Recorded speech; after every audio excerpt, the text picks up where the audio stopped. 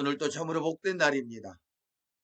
오늘은 사순절 22일째 되는 날입니다. 그래서 기적이 일어나는 사순절 매일 묵상을 출애굽기 22장을 통해서 하겠습니다. 자, 출애굽기 22장은 이렇게 네 가지 주제로 나눌 수 있습니다. 첫 번째, 손해배상법. 두 번째, 처녀 간음. 세 번째, 사형에 해당한 죄. 네 번째, 약자에 관한 법. 그래서 손초사약 이렇게 앞자를 문장화시켜서 암기하면 좋습니다. 손초사약. 그러니까 손초사약 하면 더 쏙 들어오겠죠. 자, 첫 번째 주제로 갑니다. 손해배상법입니다. 자, 1절에서 15절까지 보면 자세히 알 수 있고요. 자, 출애굽기 22장 4절입니다. 도둑질한 것이 살아 그의 손에 있으면 소나 낙이나 양을 막론하고 갑절을 배상할지니라. 자, 소나 양을 도둑질하여 잡거나 팔면, 분명한 목적을 두고 지금 도둑질했죠. 소 한 마리에 소 5마리, 양 한 마리에 양 4마리를 배상하라는 겁니다. 자, 그리고 도둑질한 것이 손에 있으면, 아직 처분하지 않았다면, 죽이지 않았다면 갑절을 배상하라는 겁니다. 그러니까 잡거나 팔았다면 더 어떤 중한 죗값을 치료해야 된다는 거겠죠. 그래서 어쨌든 간에 도둑질하면 안 되겠죠. 10계명에도 도둑질하지 말라고 분명하게 하나님이 말씀하고 계십니다. 자, 짐승을 먹이다가 그냥 놓여버렸어요. 그래서 남의 밭에서 먹게 한 거죠. 어쨌든 간에. 그러면 어떻게 해야 된다? 그 밭에, 자기 밭이나 자기 포도원에 가장 좋은 곳으로 배상해야 된다는 겁니다. 또 불이 나서 곡식과 밭을 태우면, 그러니까 뭔가 잘못해가지고 불을 놓은 사람이 잘못 관리해서 그 불이 번져나갔던 거죠. 남의 밭으로. 그리고 그래서 곡식과 밭을 태우면 불 놓은 자가 배상해야 된다라는 겁니다. 자, 또 빌려온 것이 죽거나 상할 때 그것도 당연히 배상을 해야 되겠죠. 자, 이 손해배상법을 통해서 우리에게 뭘 말씀하실까요? 물론 도둑질한 건 남의 것을 탐하면 안 되겠죠. 그리고 관리를 잘 해야 된다라는 겁니다. 우리가 나 자신도 내 자신의 삶을 잘 관리를 해야, 그래야 남에게 피해를 주지 않고 남에게 손해를 주지 않고, 그래서 결국 나도 내 것에 또 피해를 보지 아니하고 손해를 보지 아니한다라는 겁니다. 오늘 손해배상법을 묵상하시면서 하나님의 은혜를 많이 많이 받으시기를 바랍니다. 두 번째 주제로 가겠습니다. 처녀 간음입니다. 자, 16절에서 17절까지 보면 잘 알 수 있습니다.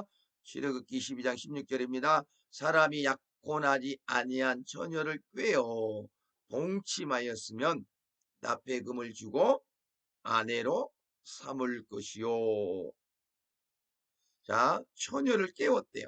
자, 약혼하지 아니한 처녀 꾀었다라는 겁니다. 그래서 동침을 했어요. 그럼 어떻게 하라? 납배금을 주고 아내로 삼으라. 좀 벌이 과하지 않는 것 같네요. 자, 오늘날 같으면 뭐라고 그래야 되나요? 어쨌든 간에 성추행, 성범죄를 인하여서 감옥에 갈 수도 있겠죠.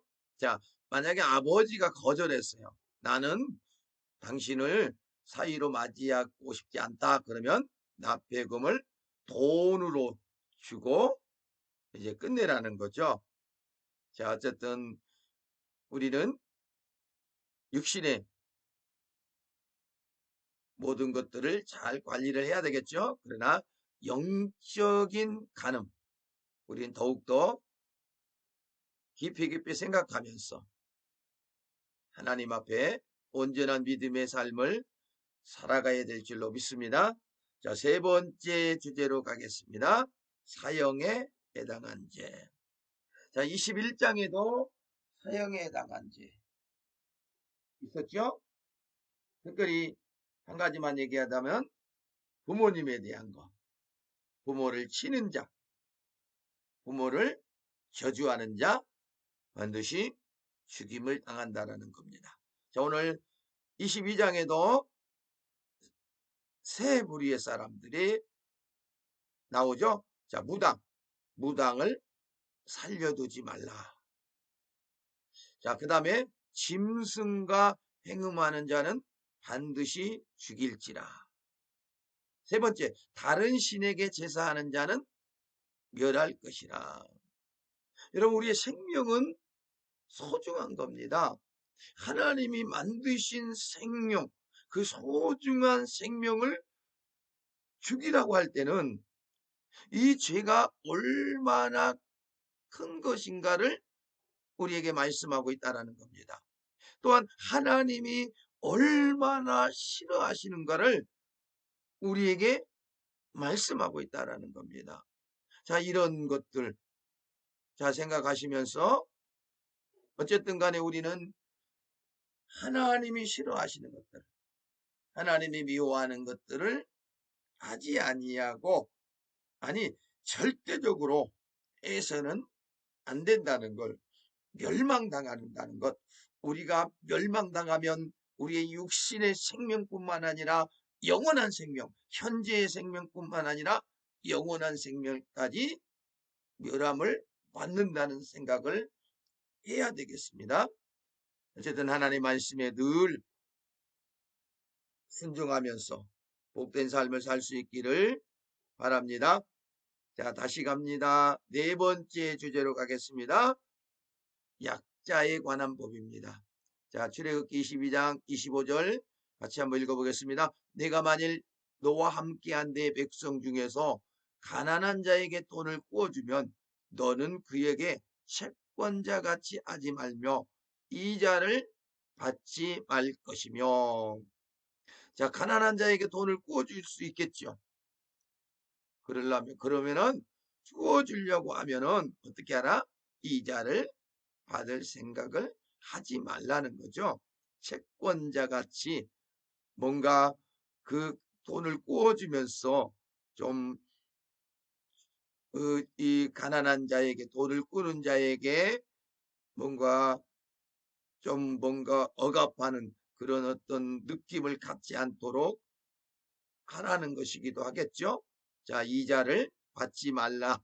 자, 이웃의 옷을 전당 잡거든 해가 지기 전에 돌려보내라. 뒤에 보면은 그런 말씀이 이어지죠. 자, 그 사람이 이 옷 한 벌밖에 없을 수도 있다라는 겁니다. 자, 그걸 떠나서 어쨌든 간에 이웃의 옷을 전당 잡거든 해가 지기 전에 돌려보내라는 겁니다.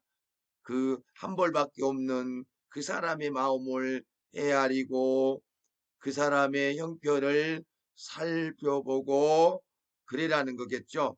자, 어쨌든 우리가 약한, 성경에는 약자들에 대한 말씀이 많이 나옵니다. 가난한 자, 특별히 이제 뒤에도 나오는 과부와 고아들, 이런 사람에 대한 것들을 많이 강조하고 있습니다. 자, 예수님도 그러셨잖아요. 지극히 작은 자에게 한 것이 곧 내게 한 것이라. 한 것만 생각하지 말고 또 지극히 작은 자에게 하지 아니한 것은 내게 하지 아니한 것이다 라고 말씀하셨습니다. 자, 특별히 이 사순절 기간입니다. 예수 그리스도께서 우리 모든 인류의 죄를 짊어지시고 십자가에 죽으시고 부활하신 그날을 바라보면서 경건한 믿음의 삶을 살기 위해 살게끔 하기 위해 어떤 사순절을 만들어 놓고 지금 계속 매년마다 교회들마다 나름대로의 어떤 영적인 생활할 수 있도록 그런 프로그램을 가지고 진행하는 줄로 압니다. 오늘 특별히 사순절 기간이니까 더욱더 오늘 주님의 마음을 가지시고 약한 자들, 가난한 자들 살펴보면서 할 수 있는 최선의 일을 다 할 수 있었으면 참 좋겠습니다. 자, 이렇게 해서 출애굽기 22장 4가지 주제를 가지고 나눠봤습니다. 그래서 깊이 이제 기억하시고 새기시면서 믿음 가운데 하나님 말씀에 순종할 수 있기를 바랍니다. 오늘도 주님과 동행하며 기적이 일어나는 사순절 22째 날이 되시기를 예수님의 이름으로 간절히 기도합니다. 아멘.